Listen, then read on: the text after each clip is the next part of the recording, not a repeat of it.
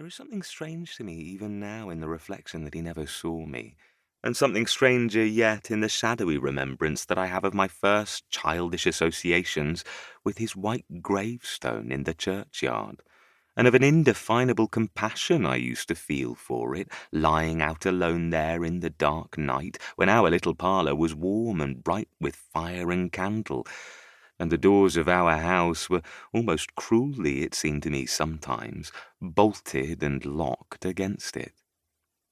An aunt of my father's, and consequently a great-aunt of mine, of whom I shall have more to relate by and by, was the principal magnate of our family.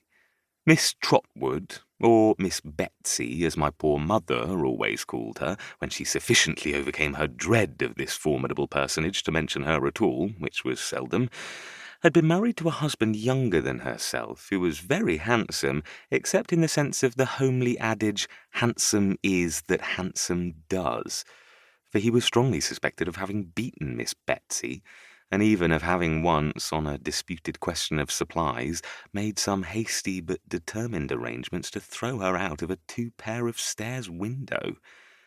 These evidences of an incompatibility of temper induced Miss Betsy to pay him off and effect a separation by mutual consent. He went to India with his capital, and there, according to a wild legend in our family, he was once seen riding on an elephant in company with a baboon, but I think it must have been a baboo or a begum. Anyhow, from India, tidings of his death reached home within 10 years. How they affected my aunt nobody knew, for immediately upon the separation she took her maiden name again, bought a cottage in a hamlet on the sea-coast a long way off, established herself there as a single woman with one servant, and was understood to live secluded ever afterwards in an inflexible retirement. My father had once been a favourite of hers, I believe, but she was mortally affronted by his marriage on the ground that my mother was a wax doll. She had never seen my mother, but she knew her to be not yet 20. My father and Miss Betsy never met again. He was double my mother's age when he married, and of but a delicate constitution. He died a year afterwards, and, as I have said, 6 months before I came into the world. This was the state of matters on the afternoon of what I may be excused for calling that eventful and important Friday. I can make no claim, therefore, to have known at that time how matters stood, or to have any remembrance, founded on the evidence of my own senses, of what follows. My mother was sitting by the fire, but poorly in health and very low in spirits, looking at it through her tears, and desponding heavily about herself and the fatherless little stranger, who was already welcomed by some grosses of prophetic pins in a drawer upstairs to a world not at all excited on the subject of his arrival. My mother, I say, was sitting by the fire that bright, windy March afternoon, very timid and sad, and very doubtful of ever coming alive out of the trial that was before her, when, lifting her eyes as she dried them to the window opposite, she saw a strange lady coming up the garden. My mother had a sure foreboding at the second glance that it was Miss Betsy.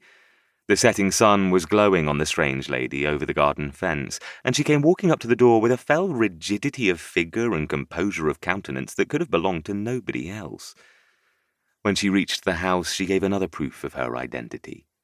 My father had often hinted that she seldom conducted herself like any ordinary Christian, and now, instead of ringing the bell, she came and looked in at that identical window, pressing the end of her nose against the glass to that extent that my poor dear mother used to say it became perfectly flat and white in a moment.